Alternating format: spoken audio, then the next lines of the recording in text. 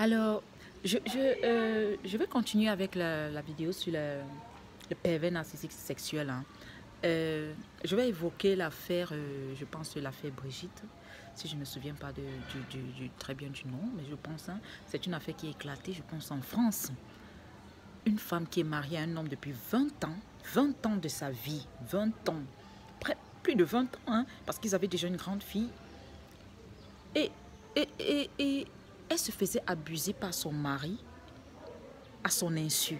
Il était dans un groupe, un groupe en fait sur internet de pervers narcissiques sexuels aussi.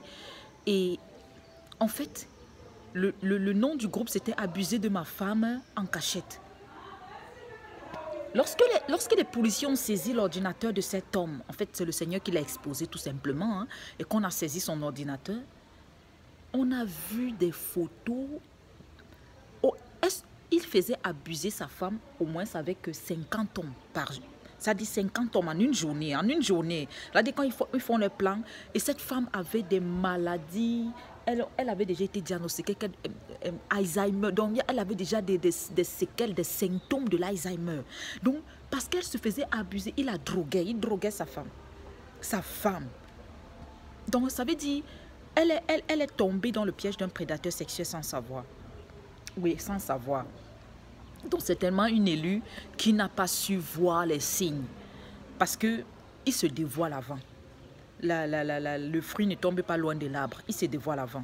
Le Seigneur ne peut jamais permettre qu'un élu tombe dans un piège sans que la personne ne se dévoile avant. Il se dévoile.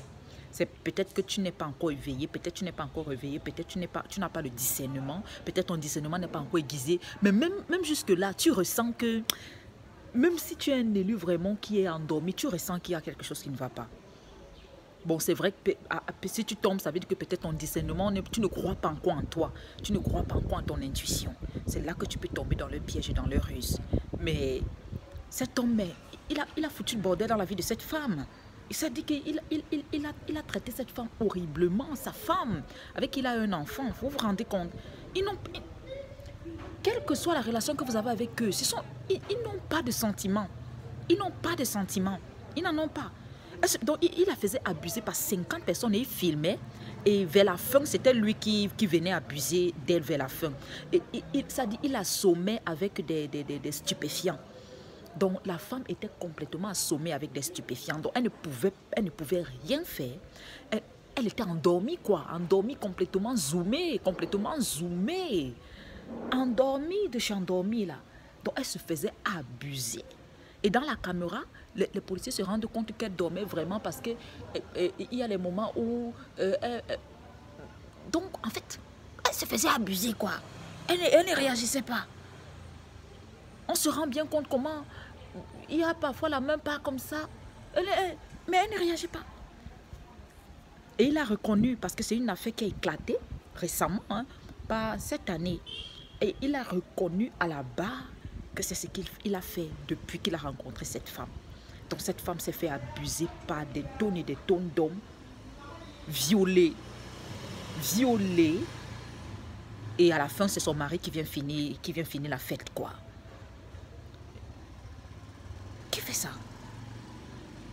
C'est quand tu... C'est un psychopathe sexuel. Un psychopathe de chez psychopathe. Et ce procès a éclaté. Et cette femme a vraiment... comment elle va se relever si ce n'est pas le Seigneur? Si ce n'est pas le Seigneur, pardon. Comment est-ce qu'elle va se relever si ce n'est pas le Seigneur? Abuser sa propre femme pendant des années, des années. Fait venir les hommes. Quand il fait ça, c'est que l'enfant n'est pas là. Il fait venir les hommes dans la maison. Il a déjà drogué sa femme. Tous ces stupéfiants, il a drogué. Et quand elle dort, il fait entrer les hommes dans la maison. Et ces hommes abusent sa femme sur le lit conjugal. Et vers la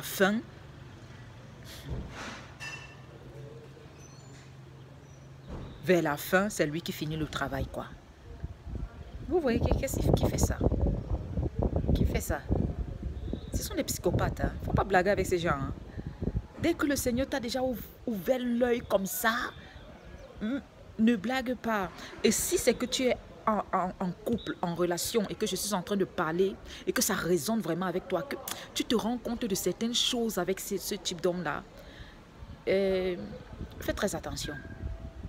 Faites très attention parce que même les pervers narcissiques extravertis là, ils vous mettent en danger. Hein. Oui, vous allez rester chez vous et vous allez voir qu'il y a les gens qui viennent, comme les hommes qui viennent vous accoster dans votre maison. Ce n'est pas anodin. Quand vous sortez, vous allez vous rendre compte qu'ils donnent la priorité de la sécurité à d'autres personnes. Mais vous, il va vous mettre en danger. Oui, oui, ils vous mettent en danger. Ils vous mettent en danger. Il va vous livrer au danger, il va vous livrer au mal. Oui, pour qu'on vous fasse du mal. Donc faites attention, dès que vous avez déjà... C'est pourquoi quand vous êtes avec eux, vous allez voir, ils vont même vous amener dans des cercles déjà prédéfinis, préparés, où il y a déjà c'est un environnement préparé, où c'est déjà un biotope là, préparé. Et là, ils vont vous mettre là. Vous allez vous rendre compte que vous êtes juste une proie, on est en train de vous bouffer de l'énergie. Faites attention à ces gens, ils sont malsains, faites attention. Faites attention. Faites attention à ces gens. Ils sont malsains. Ils n'ont pas de respect. Hein? Ils n'ont pas de respect. Ils n'ont pas de respect. Donc faites attention. Faites attention vraiment. Donc c'était juste pour compléter la vidéo sur les pervers narcissiques sexuels. Et je sais que nous serons tous enrichis avec vos commentaires. Et je vous remercie pour tous les abonnés qui s'entraident. Hein, parce que l'entraide est très importante. Il faut partager vos témoignages. Il faut partager tout ce que vous vivez. Ça aide. Ça sauve des vies. Merci.